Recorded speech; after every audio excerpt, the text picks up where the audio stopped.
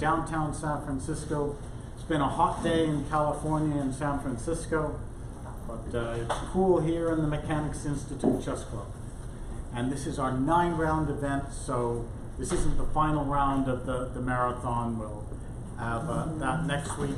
But there's a big game today, Josiah Stearman against Karoon Griffith, and lots of other big events, but that's 2 senior masters that are playing on that. Tonight, though, we're going to start with action from the World Cup in Khanty-Mansiysk in Siberia, and that has reached the quarterfinal stage. That's 2 people from this World Cup qualify to the candidates tournaments. So the players who make it through this round and make it through the next are in the candidates tournament. What's the prize fund? The prize fund is $1.6 million. That's why they're in Siberia. Oh, okay. That's why they're in Siberia. It's nice that all their oil money went to a good cause. First prize is, I think, $110,000, something. And very unfortunately, our last American got knocked out this morning. Jeffrey Zhang, who's only 18 years old, has had a fantastic run. I mean, he's beaten Anish Giri and his fellow wunderkind, Jan Krzysztof Duda from Poland. But he's finally gotten knocked out by Timur Radjabov. And Radjabov also knocked out Shak Mamedyarov. One thing, both Mamedyarov and Jeffrey Zhang, they came here to give a simul in the club. And I think we ought to offer Radjabov free membership to the club, because I sort of had a tough time with those guys, so he'd help us out here. And I want to concentrate a little on Jeffrey Zhang's great run. His rating has gone up to 2712. He's 5th in the country in FIDE rating, so he can maybe get one of the spots for the Olympic team. That's unfortunate for perhaps Sam Shanklin, who's had such a great run, but Sam's a little lower rated at this moment at 2702. Has Zhang been the U.S. champion yet? Zhang been the U.S. champion? No. No, okay. Sam Shanklin was with a great result a year ago, but Jeffrey Zhang, no. What's interesting is Nakamura is the current U.S. champion. Last time it was Sam Shanklin, but who gets knocked out of the Olympic team, since we can only take 5 players? Well, that's either going to be Sam Shanklin, Jeffrey Zhang, or Hikaru Nakamura, because we've got such astounding players now. We've got Linear Dominguez, Caruana, and Wesley So. So those 3 are for certain in the U.S. Olympic team. Let's start though with one of the games. And Jeffrey has played really well, but he met someone who used to be a 2800 player, who's sort of been down a little bit. But now the last few years, Radjabov has come up again. You know, and he's in the high 2700s, and he's making a really great run here at this World Cup. He had the white pieces against Jeffrey Zhang. Their first game was drawn, but Radjabov started out with d4, and Jeffrey played a Grunfeld defense, which Radjabov, he went straight into the aggressive exchange variation where white takes over the center. Now this bishop to b5 check just takes things a little out of the main lines, instead of bishop to c4 or knight to f3. But the bishop holds up the advanced pawn to c5 for a little bit. And so instead white gets the pawn to e5 in. So this is still quite reasonable for theory for both sides. You get development, castles, knight to d7, bishop e3, queen e7, and white is eyeing that e4 pawn with his queen. So time for the bishop to drop back, and Jeffrey just develops his pieces. But I like this move from Rajabov. He's playing very aggressive chess. Pawn to f4, like those great attacking players. Spassky used to like to do this in a Grunfeld. You have your pawn center, so let's use it and charge forward. And this is a little difficult for Jean to meet. He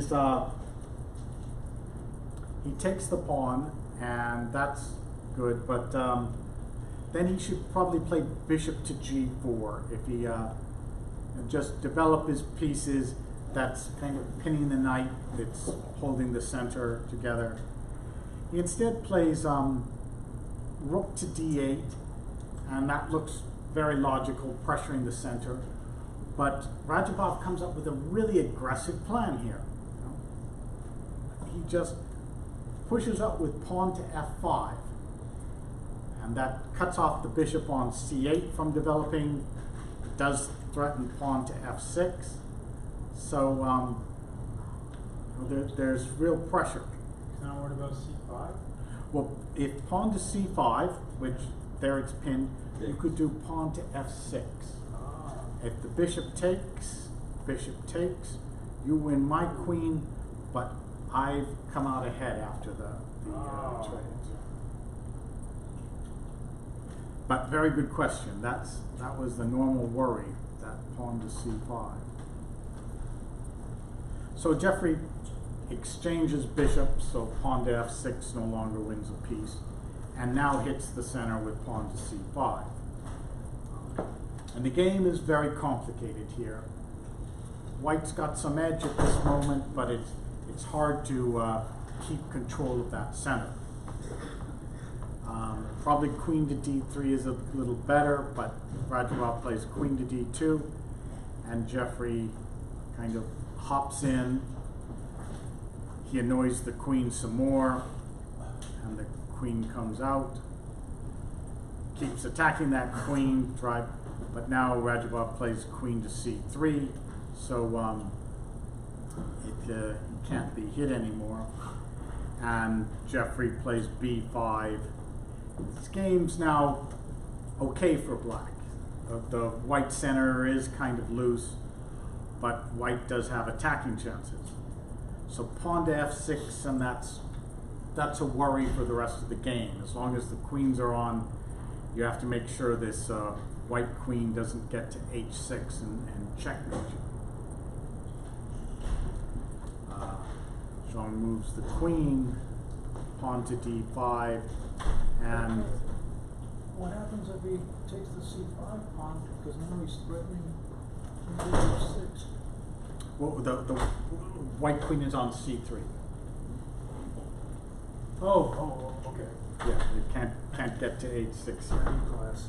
It's a little hard route to get to h6. You can't go to e3 to get to h6 because of the knight. You can't go to g3 because you swap the queens. So, but Rajabov just keeps those center pawns. h3. Bishop takes h3. Oh, bishop takes. Yeah, maybe if you get a straighter view, you can get all the pieces there.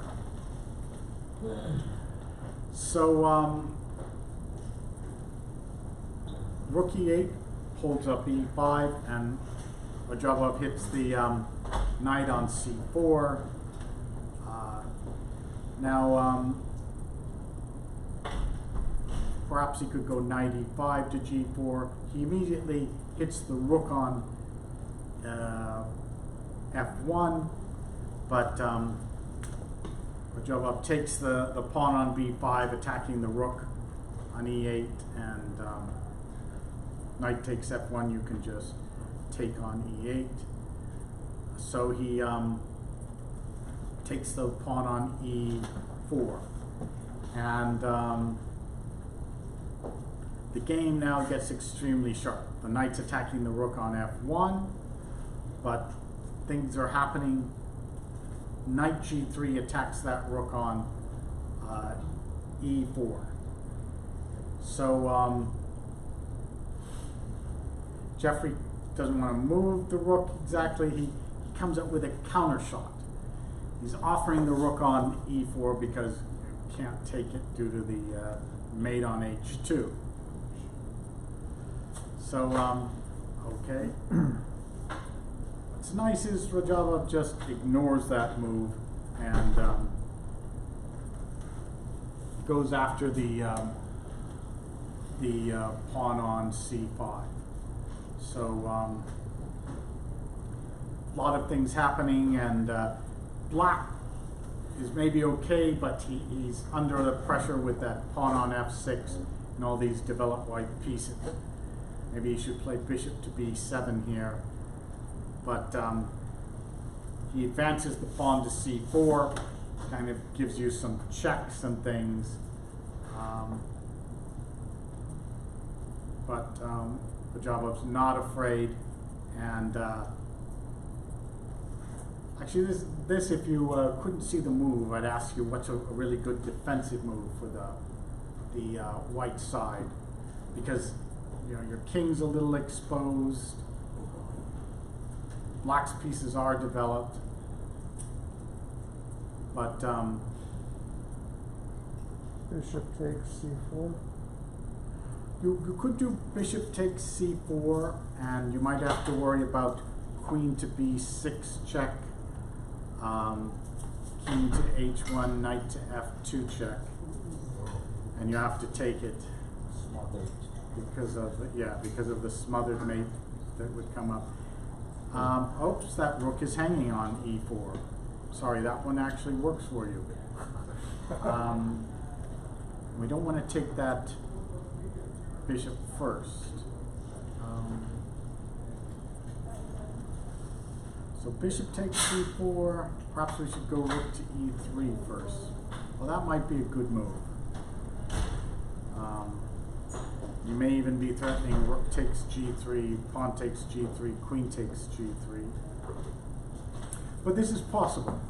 It's a very complicated position. But if you see what Rajava does, he takes care of his king side in this very strange way. Like just pawn to h3, trying to drive that knight away, because that knight is the one who's really attacking. And if you did rook to e3 now, or we could go queen takes c4, and if you take my knight, I get to hit you on the back rank and cause a lot of trouble. You can take my queen and drop back with yours, but in the end I'm going to win your knight on g4 and be a piece ahead.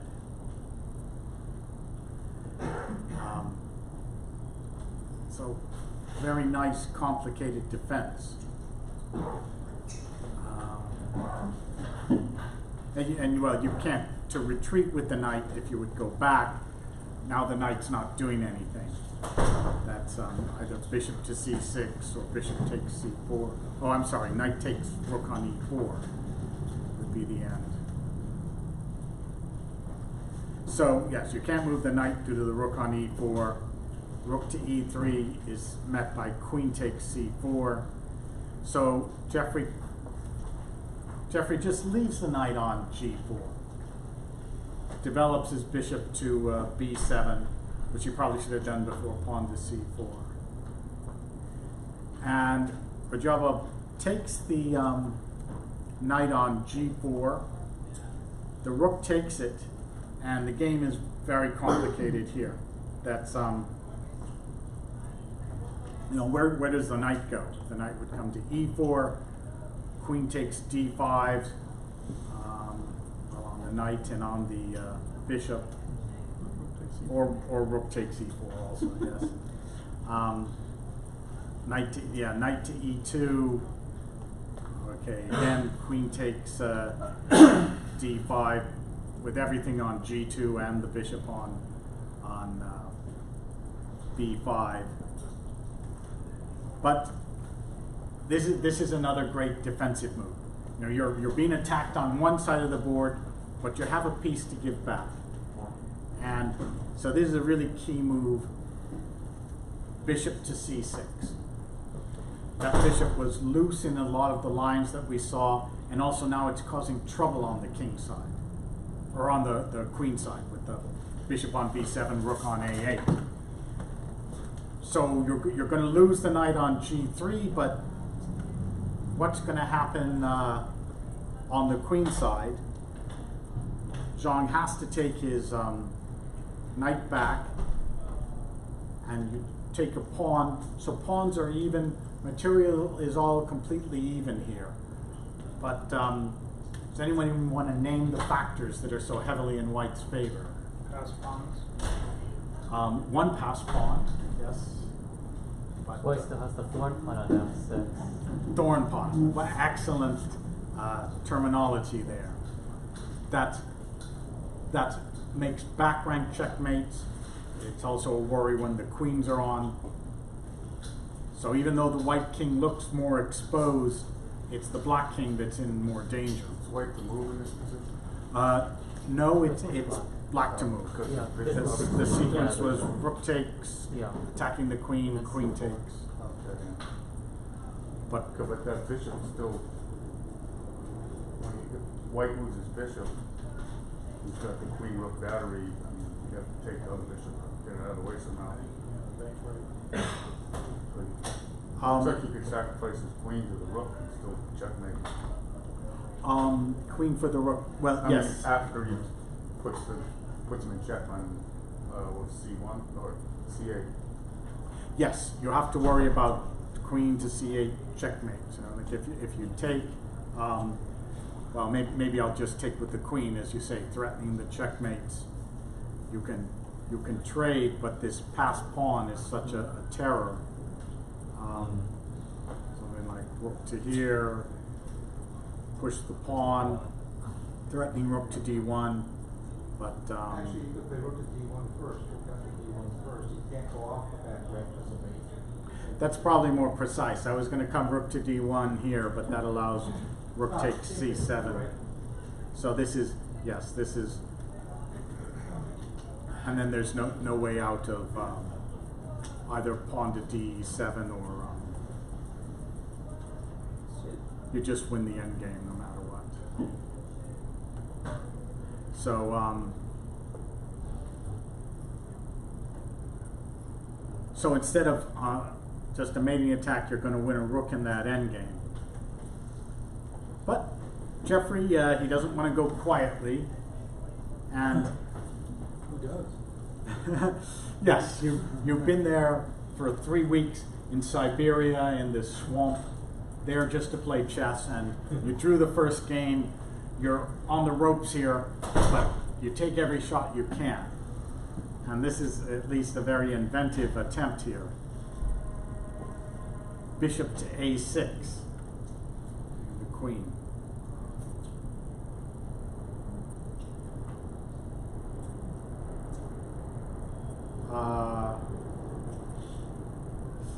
Well, what if we take the bishop? It's a nice free bishop.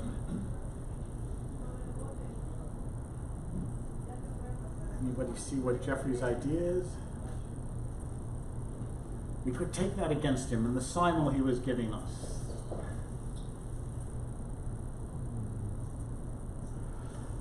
But he doesn't need to win the game. He only needs to draw, and he could try rook to h3 with an attack against the king. Oh. If you take the rook, then at least he gets a draw. What about rook c2? Yes, you can try it. You can go rook to c2, and the king gets the king takes a journey. Yeah, that's true. King dance. Yeah, at least that's a lot of exercise. The king's dancing around. Maybe it'll get to the queen side, but What happens, like, instead of queen taking bishop, what happens if queen goes to h4? okay. You have the right idea. You know, he's only giving you a bishop, and he's not that nice. So you know there's a problem with taking the bishop. Well, I'm looking at h4, with the, at the threat after that, queen H6 starting to mate. Yes, well, one thing is, that's not exactly mate, Yeah, well, he got the rook, doesn't he? Rook He takes, has a queen rook F3, take, queen rook take back takes. first. Oh, I see, queen come back. Or queen takes small. Alright, alright. so, Okay. So what about queen F4? Yeah. okay, very good, very good. You advance to the next round of the World Cup. Because that was what he did. Forget those complications, the king running off. He says, Let's get the queen. you know, I still have all my positional trumps. I have that thorn pawn on f6. I have that Pass along.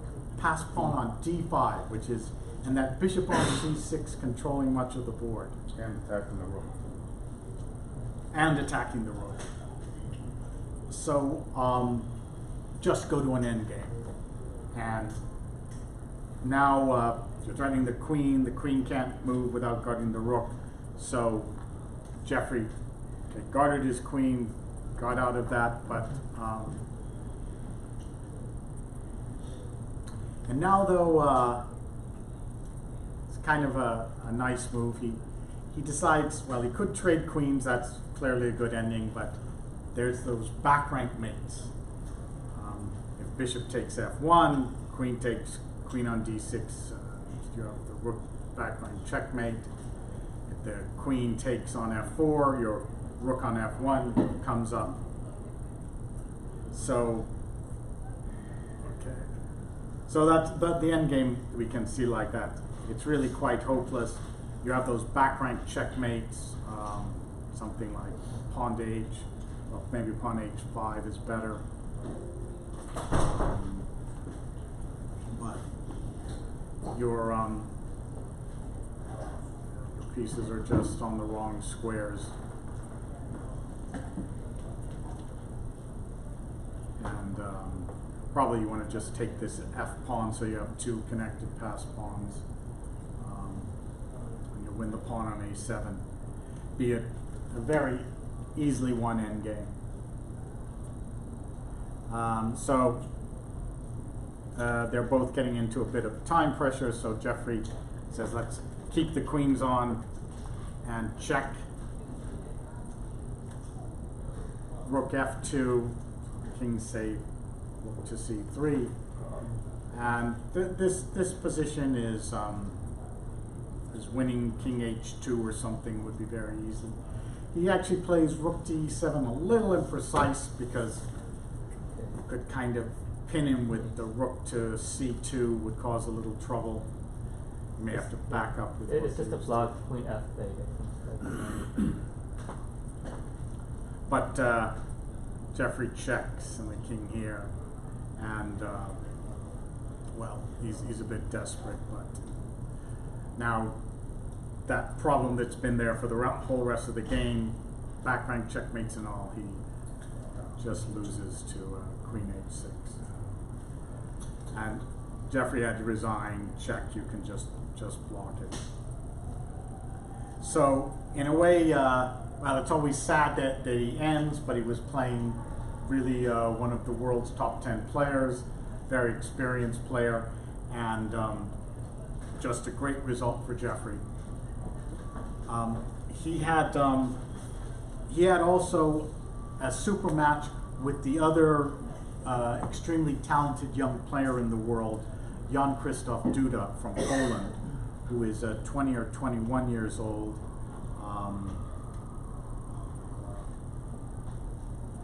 And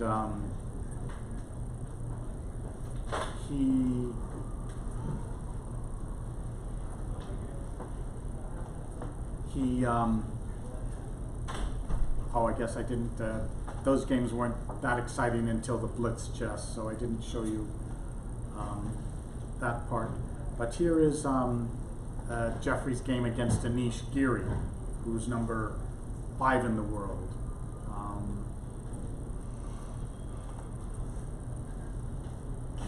And he knocked him out in the 3rd round of this.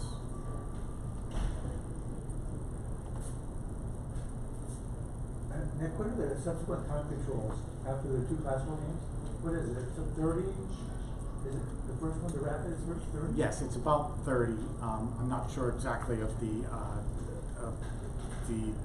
delay for each move, but about 30 minutes. And then they go to 10 minutes a game, and then they go to 5 minutes Oh, a okay. game, Too far. and then the 9th game is the one Armageddon game. I have a question. What would you give a rating of the overall tournament as to the quality of the games?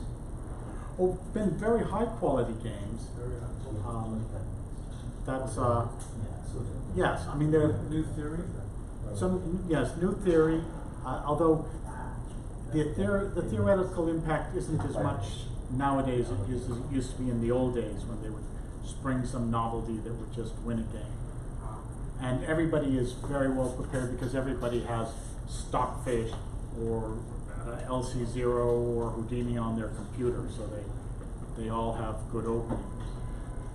But the players are extremely serious. They all want to qualify into the candidates tournament, and they all want a chunk of that $1.5 million. That might have something to do with it. So games have been very good. So this was, of course, very solid Geary and Jeffrey. They drew their first 4 games of the match, and this was down to it was a rapid game. Geary had the white side and Pirk defense. White gets a little more space, but black gets some squares, trades, develop the pieces, and knight to e5. So one thing black has is you've got your rook on the c file. It's kind of like a Sicilian. You're trying to attack on the queen side. White has a little more space, a little more control. You could consider pawn to b3 now. Geary chases the knight to that very nice c4 square, and then he's threatened with mate on b2. So he pushes the knight away. The problem is the knight's also got a pretty good square there on a3, and you've got to worry some on the white side. The white doesn't really have any attack on the king side for quite some time. That black king is really safe. And the white king, there's the knight there, there's the rooks on the c file. So Geary decides he's going to cash in a bit and take a pawn to try to get something positive. Okay, Jeffrey attacks the knight on c3. Other knight drops back to hold it, and the the rook comes to c5. So it's already kind of hard to play here, and you need to do something about those black pieces to get them away. So probably best is queen to e3, rook to d4, get all those white pieces defending. But Geary thought he had a good move, queen to d4, and anybody not looking at the screen, to me this is like the winning move that Jeffrey plays here, that solidifies his queenside edge. Back to C4. That could be true. I think you might be able to take that. Rook takes and queen to d3, and your king kind of runs out. You play rook, take knight. Then you lose his queen. Rook takes knight. Yeah, he would take your queen. Oh, pick the queen first. No, the rook. Okay, someone did suggest the move. This sort of, in hindsight, it's a simple move. Pawn to a5, you defend your queen, and just like you said, we don't need the queen to checkmate. You can't trade the queens without losing the knight because of the checkmate. So what that means is, he, So you have played, just played rook takes knight? I would have taken back with the knight. Right, but then your queen's coming, right? I have a rook on d1. Oh, sorry. Probably you can't see from your angle the rook on d1. It's a white rook, yeah. It's a, yes, a white rook. But pawn to a5, it's a fantastic move, and especially in a 10-minute game, suddenly you ask, what's my idea with the white side? It's, I mean, very easy to see idea with the black side. You double rooks on the c line, you know, take the knight or checkmate on c2.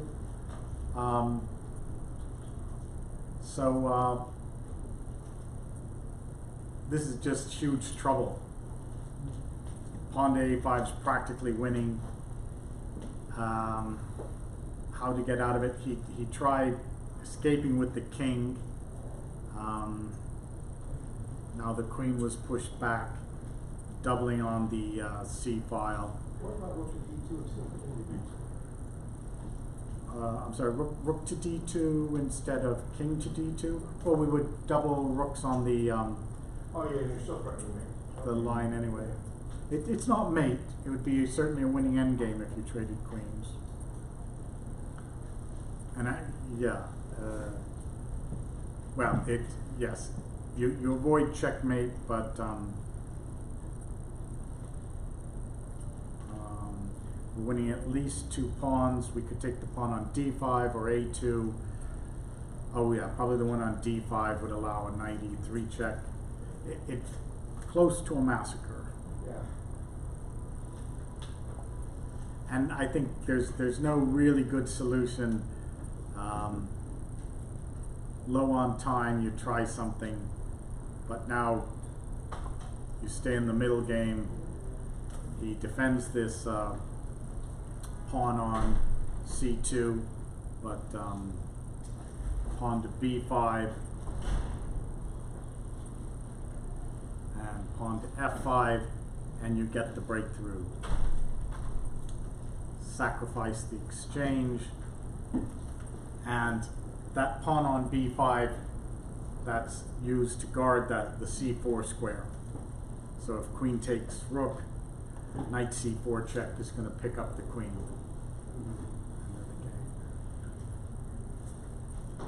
So that's essentially the end of the game. After that b5, f5, rook takes knight, you're winning material, and he still has to worry about the attack. The 2 knights are just so much more powerful than a rook. Kind of a nice little move there, threatening knight c3 check. Has to trade the queens, and black is simply a knight up in the ending, so Geary gave up and was eliminated from the World Cup. Very quickly, I'm going to show you the game from somebody who I think will probably win this tournament. Ding Liren, who's been in such fantastic form for quite some time, having won the Sinkfeld Cup ahead of Carlsen and the rest of the world. And he played against someone who's done extremely well in these World Cups. You think there's so much luck, 128 players, and there certainly is. You know, you're playing somebody within 50 or 100 points of you. You know, you have 60-40 chance or something. But Grishuk has advanced very far in all these World Cups, and he's been a really tough player for a long time, one of the top 10 in the world. So I thought Grishuk might beat Ding Liren. But Ding has just played very accurate, very... What's the difference in their ratings? Well, Ding is number 3 in the world at 28.05, and Grishuk, I think, is number 7 or something at 27.80. So it's less than 50 points. Something like that. Not a huge amount, no. But Ding is on a mission. He was the one who played 100 games without a loss. And here is an English opening, like a Sicilian dragon reversed. Nothing too special in the opening. Bishop d2, black's holding squares on the queen side. Ding sort of pushes him off a bit towards the center, guards the pawns, and nothing too much, just maybe a little more comfortable for white. White develops his pieces, takes some squares, and here maybe Grisham goes a little wrong. Ding advances in the center, trying to open up that bishop on c3. Grisham counters with a pawn advance in the center, attacking the queen on a4. But now things are going to get a little resolved in the center. And after the trade, Grisham doesn't really want to take on d4 because all of the white pieces are immediately coming to life.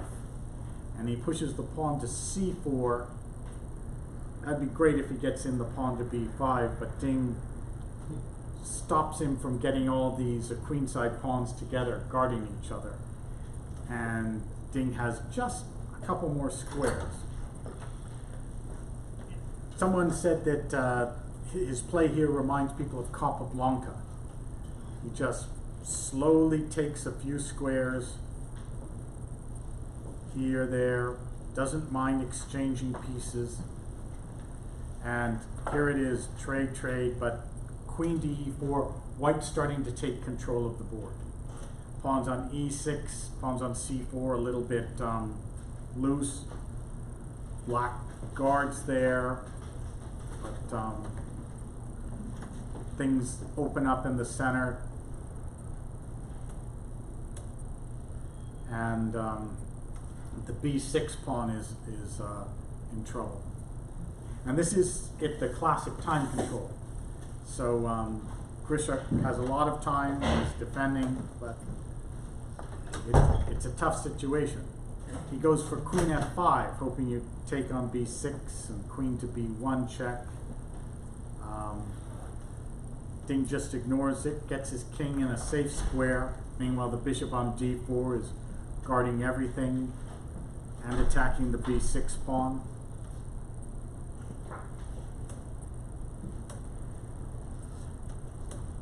And you see how white's queen and bishop are just more powerful, more threatening than their black counterparts. Grisham attacks the bishop, but it just gets parked at a safe square on c3, and all the time he has to worry about the g7 pawn. Meanwhile, if queen back to g6, you lose the c4 pawn. So you've just got a few too many weaknesses. You couldn't have taken the bishop there? Oh, I'm sorry. You're certainly right. Bishop's much better than the.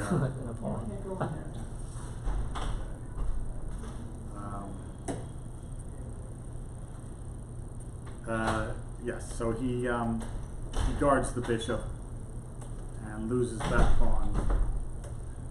Goes here now, but after bishop d4, white has absolutely no weaknesses. The f2 and b2 pawns are covered, and black is going to lose that b6 pawn also. There's so he's going to be 2 pawns down, and Grisham, I thought he might play on a bit longer, but he decided just to resign. A lot of respect for Ding.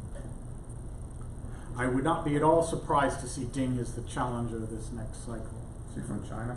Yes. But You think he'll win the candidates match? Or I the think candidates tournament? I think he's the favorite. I think he's more of a favorite than Caruana. Caruana really had a push, and Caruana, he's still number 2 in the world, but Ding, you just see this resolve, this steely resolve and focus. He's solid. So What are the candidates matches? I think are they in November? I'm not certain.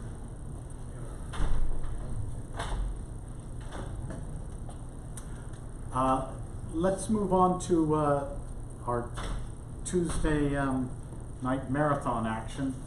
Just one other result of the International Chess World is the Women's Grand Prix. There was Zhu Wenjun, the Women's World Champion, was playing, and she was leading as we were here last week.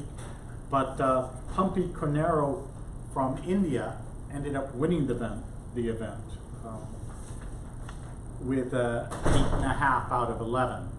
So fine result for her, and Alexandra Gorachina, a young Russian girl, and Zhu Wenjun were tied for second, half a point behind. But most of the best players best women players in the world were at that event. There are no U.S. women in those events, huh? No, the best U.S. woman player is Irina Krush, but she's not playing quite as well as she used to play. So she used to play in these events.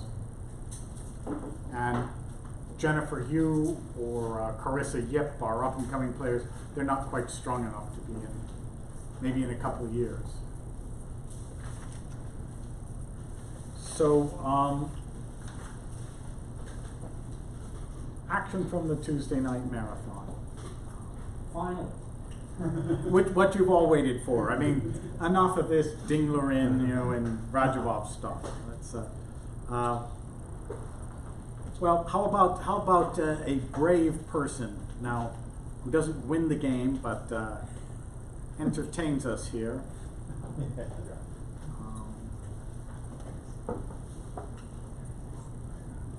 I always like to see Jerry May's games. And here he has black against David Rakonitz, and it's a King's Indian defense. With pawn to c5, you could go main lines pawn to d5 or e5, but this is of course playable. Rook a3, and white has a bit more space, but and that's actually kind of a good move. Knight to d2. It leaves black with more pieces on the board, and when you have less space, you'd like fewer pieces so that all your pieces have some good squares. But there's a little bit of worry about these black knights. So Jerry, he advances with pawn to f5 and brings his pieces out.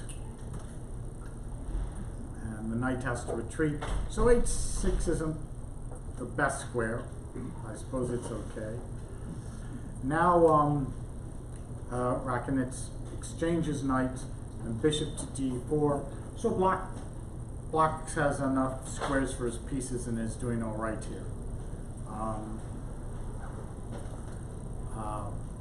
David offers the exchange of bishops.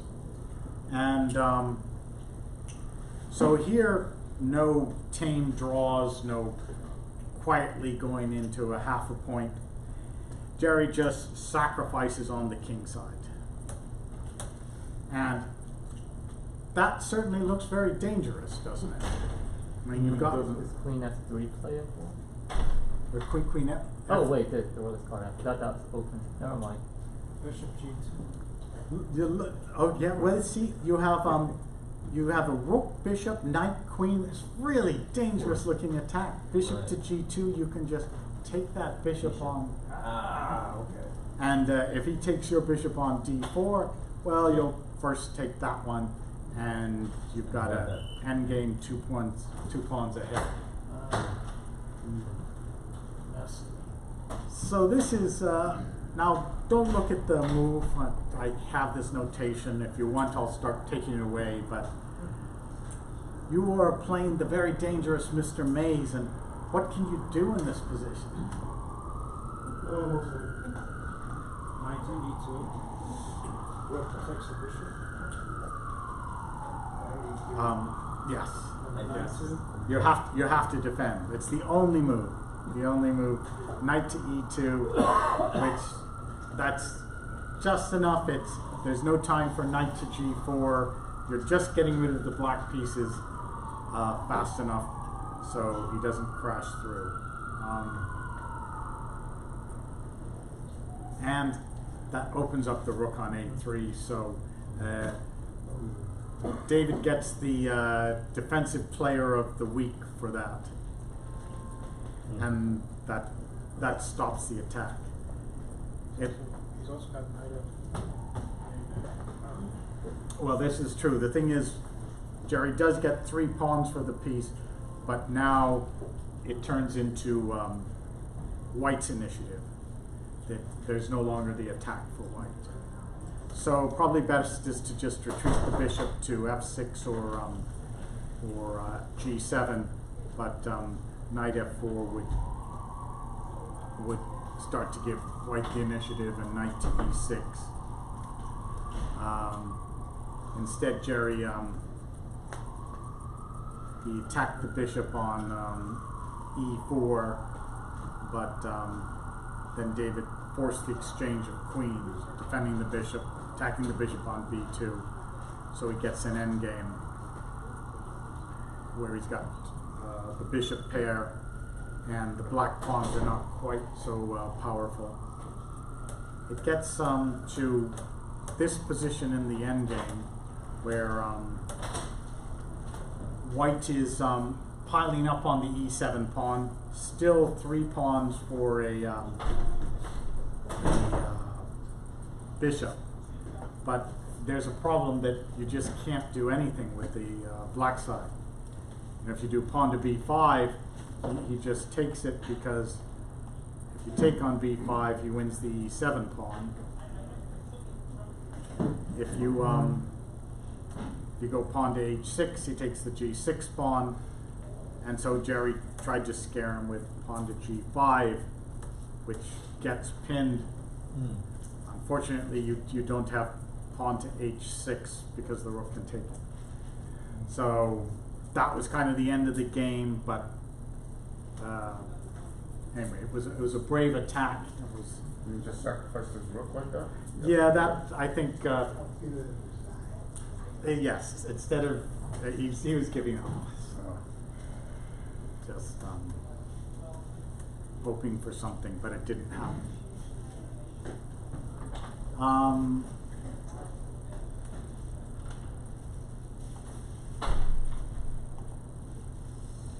Let's see. Oh, okay. How about William Devolt and David Olson? That's, I believe this was, Classic. yeah, I think it was a very entertaining game. Starting out as a French defense, but this is a move Larson used to play. Pawn to c5, just kind of mixing the Sicilian with the French would confuse people a little bit.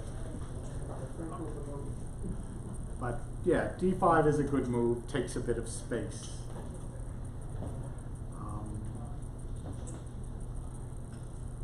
And okay, black is solid, but white has a little extra space here.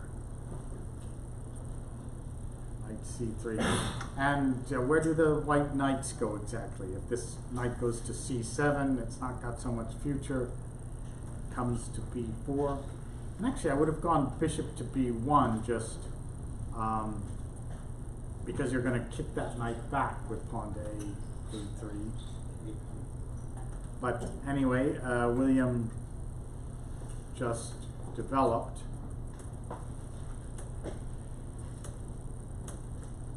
And he has the E file. So you could play rook to e8, try to trade off all the pieces, but h6, knight to e4, bishop to g8, and g4, white trying to take some space on the king side. So double-edged position here. David plays actively. I think that was a bad move. Well, it's a very entertaining move. You're opening lines for your rook, for your bishop, for your queen. Yes, and that white king is not so safe either. But this move, this gets a star for courage at least. William just hits him with knight takes d6. And how did you feel after that move, Dave? Pretty devastating. It's like he just takes a pawn on your side of the board, protected pass pawn, throwing it down. But you're here again, the clock's not ticking. In the game, you were a little rattled. And, but can you find a good move for the black side here?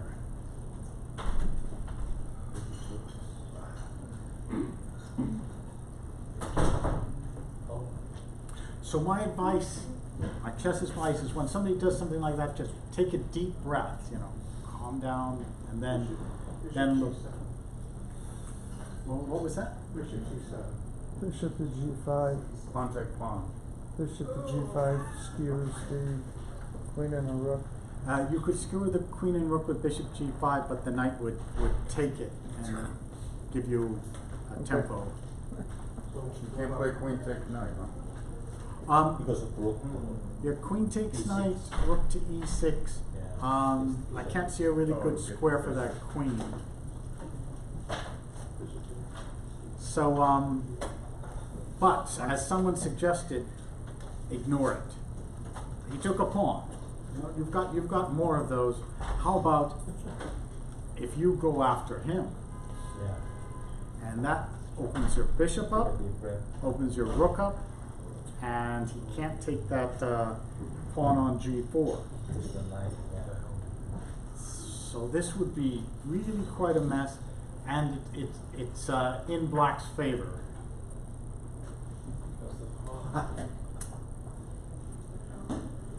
So, but it's hard sometimes to calm down when you didn't think they were going to sacrifice their knight there. We'll go back to that moment. What if rook E6 there? Okay, well, that's the best move, I think. Rook takes e6, and what can we do? We could take. Are we getting a good attack down here? We're a pawn up. Bishop g5. Yeah, I think it's not winning, but I think it's better for black. Actually, I like bishop C7. Instead, perhaps. You like bishop c7 instead. Oh, no, I mean, no, I What's the two moves way back. Right after knight takes d6, you want bishop c7. No, here works too, he's gotta move it. Yeah. Right? Yes, he may. He may have knight to And now f6. take on H3. Take on h3. He plays pawn to d6. You play rook to f5. Not sure. But, pardon? Knight takes h6. In this No. it's I'm saying play queen takes. queen takes h6 in this position. Yeah. Perhaps. I think queen takes h3 first is, and you actually meant to do queen h3 and then bishop c7, didn't Right. you? Okay. Yeah, I think black's better here. Let's see how the game went though. It was knight takes d6, a shocker of a move, and so David played bishop to f6, and white gets this rook to e6, which is now very powerful.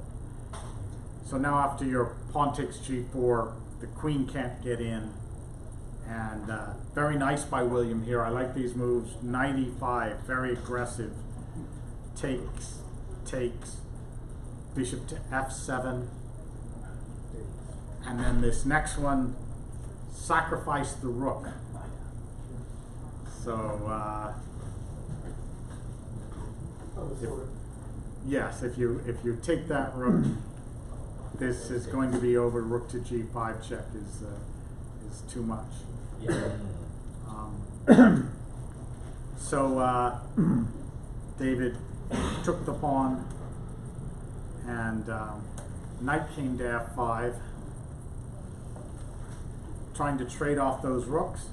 But William is inspired, leaves his rook there and threatens checkmate. Yeah. How to stop the checkmate? Pawn to g6, and a nice finishing combination. Yeah. Check Oh. and mate next move. Nice. So great game, lots of entertainment, lots of action. Very much enjoyed that. I felt like I was done much earlier. I didn't feel good about it. Yes, after Knight takes D6, you didn't feel good. It's Yeah. that's one thing, you know, the more you play, the more you kind of calm down, and the ups and downs, you say, well, maybe there's a different door to open here. So I'll particularly look at your game this evening. With these time controls, if you're lucky, you don't have time, you just get up and walk away. Go Get up, outside, walk even away. take a couple of deep breaths and just remind yourself it's not all that important. Yeah, and then you see it with new eyes. Time is left on your clock at that point.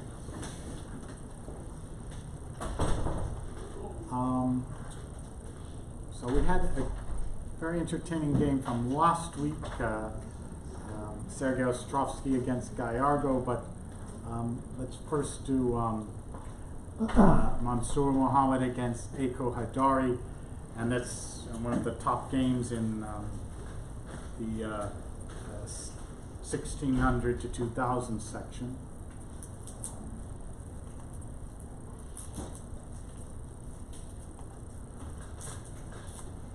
And this game, Mansour, he's played very well the whole event, and last Tuesday night marathon also. He has white in a Queen's Indian.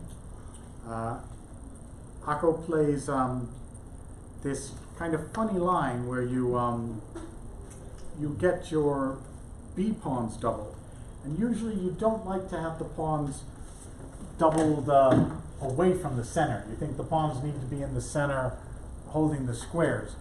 But this particular line, that pawn on B4 takes that C3 square, and black gets enough play on the dark squares. Yasser Sirwan used to like to play this line a lot with the black pieces. So the position turns out all right for both sides. Mansour trades the pieces and offers more trades, takes. And I think here Akko should just keep trading. He retreats and starts to give some ground. And then's kind of wondering what to do, and advances, but that's weakening this B4 pawn. So white starts to get an edge, taking over some squares, and you can't guard that B4 pawn. So just to clear pawn up, that black has this A file, but can't go anywhere with it. It's tripled on the A file. But okay, there's the center, and maybe you should have just gone king to F7, although the knight will come around to F4. He advances, and that's a nice move, knight to D3. E-pawn's under pressure. E4 doesn't really help, but kind of gets the pawn back. But now Mansour brings his nice knight to a beautiful square, first attacking the rook, and to the C6 square.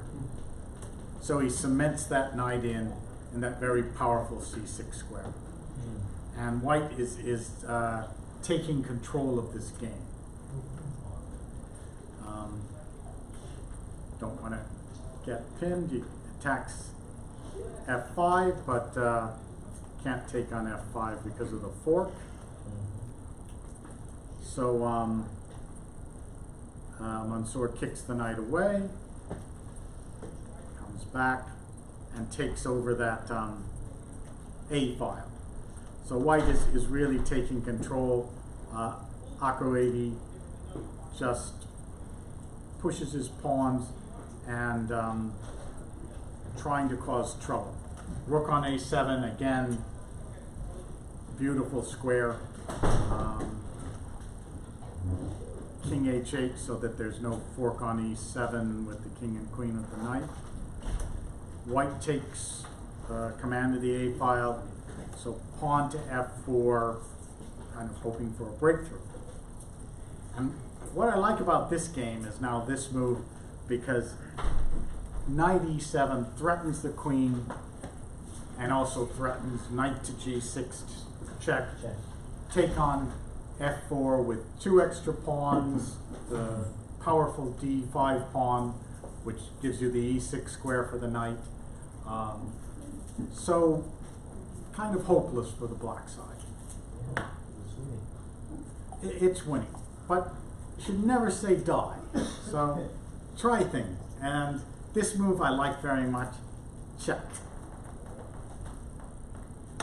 What are you going to do? Are we going to take with the pawn and give black a passed pawn already on the 6th rank? Are we going to ignore it? But that could be problems. Take Take it with the king. Well, this is what he did. He decided to take with the king. The queen will take the And that was a mistake. mistake. It's the pawn. It's a natural move, but it's a mistake. And suddenly the Yeah. queen gets down and black is absolutely in the game. Mm. Now all this power on the A file, the queen and rook, they don't matter so much. It's actually the black pieces that are around the white king. Even the rook on e8's in a pretty good spot. The knight, the queen, the pawn. So you just keep hoping when something goes wrong. Give it your best shot. And okay, as you know, you can get low on time near the end of the game. Mansour checks with the king, and actually that allows.